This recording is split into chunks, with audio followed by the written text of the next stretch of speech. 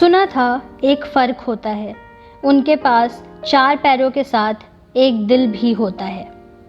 हाल ही में केरला की घटी एक घटना ने पूरे मानव समुदाय को शर्मसार कर दिया है और साथ ही यह भी सुनिश्चित कर दिया है कि सिर्फ पढ़ लिख जाने से आदमी इंसान नहीं बन जाता। 93% की साक्षरता होने के बावजूद केरला ने इस बात पर मुहर लगा दी है कि जहालत का शिक्षा से कोई लेना देना नहीं है।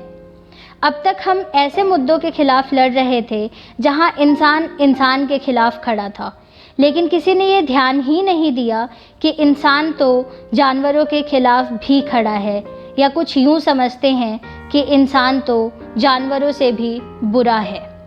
जी हाँ, सही सुना आपने। केरला में एक गर्भवती हाथी के साथ जो हुआ वो घटना किसी भी व्यक्ति को उसके रूह तक झकझोर देने वाली है। गर्भवती हाथी को केरला के कुछ स्थानीय निवासियों ने अनानास के अंदर पटाखे डालकर खिला दिया। वो हथनी भूख के कारण जंगल से निकलकर शहर तक पहुंच गई थी।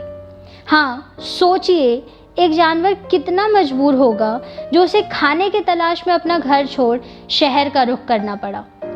लेकिन उसके भूख का मजाक बनाने वाले कुछ लोगों ने उस बेचारी हथनी के साथ साथ उसके गर्भ में पल रहे बच्चे को भी ये दुनिया देखने का मौका नहीं दिया।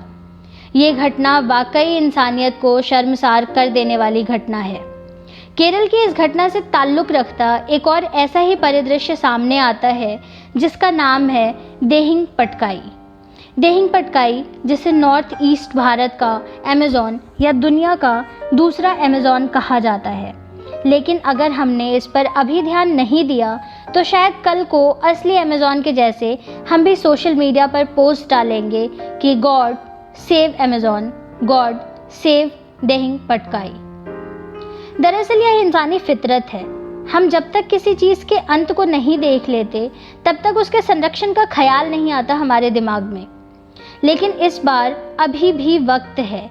एक ओर जहां पूरा विश्व कोरोना वायरस की वजह से त्राहिमाम कर रहा है, वहीं दूसरी ओर देहिंग पटकाई इसका शुक्रगुजार है, क्योंकि लॉकडाउन ने देहिंग पटकाई को सांस लेने के लिए कुछ और मोहलत दे दी है। आइए जानते हैं आखिर देहिंग पटकाई है क्या और इस पर किस प्रकार का खतरा मंडरा रहा है। देहिंग पटकाई एलिफेंट रिजर्व एक ऐसा जंगल है जो कुल 222 मील तक फैला हुआ है।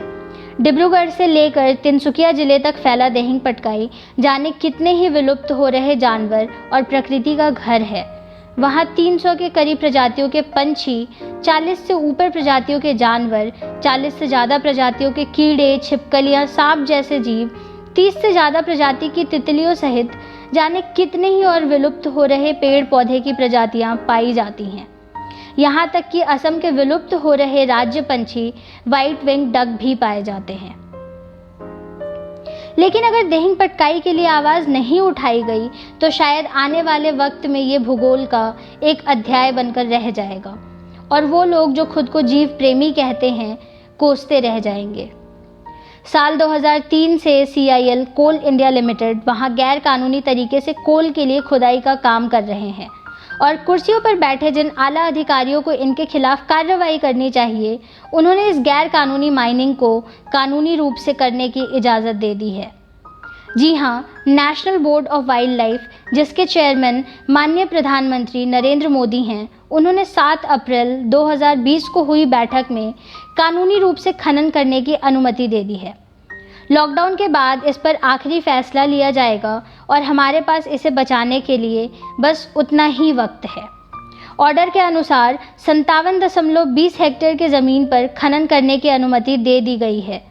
जब संस्थानों और पर्यावरण रक्षकों ने इस पर रोक लगाने की मांग की और साथ ही जब असम वन विभाग ने CIL पर 43 करोड़ 25 लाख का जुर्माना लगाया तो उसे यह कहकर खारिज कर दिया गया कि जिस इलाके में खनन किया गया है वह सालेकी में आता है, जो कि देहिंग पटकाई से बाहर का हिस्सा है।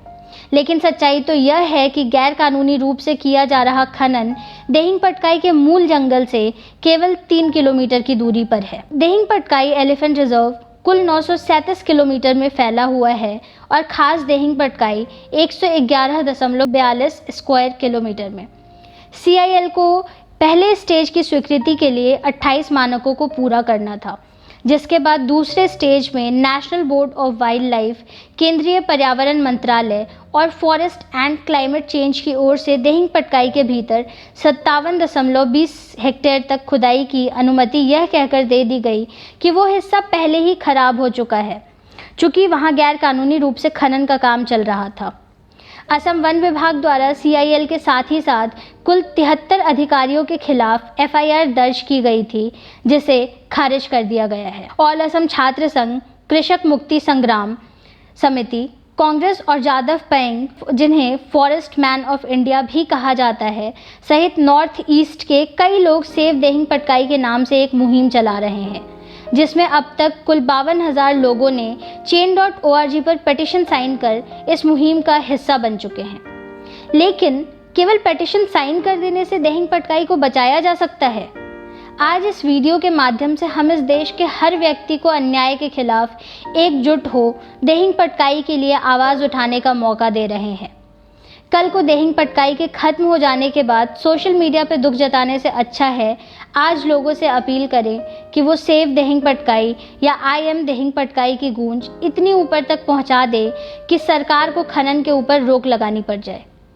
हमें ज़रूरत है दिहिंग पटकाई में रह रहे उन अनबोले जीवों की आवाज़ बनने की जो जिंदा रहना चाहते हैं।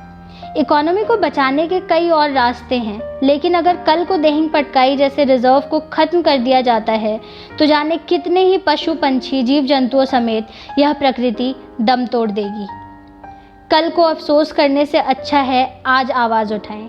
जिस तरह आज केरल में एक हथिनी के ऊपर हुए अत्याचार ने कितने ही लोगों को रोने पर मजबूर कर दिया, कल को दिहिंग पटकाई उनके रोने का सबब ना बन जाए। इसीलिए हमारे लिए बेहद ज़रूरी है कि हम इसके खिलाफ आवाज़ उठाएं। ट्विटर, फेसबुक, इंस्टाग्राम, हर सोशल मीडिया चैनल के माध्यम से #सेव दिहिंग पटकाई और #I am दिहिंग पटकाई के साथ पोस्ट साझा कीजिए और दिहिंग पटकाई को ज़िंदा बचाने की कोशिश कीजिए। धन्यवाद।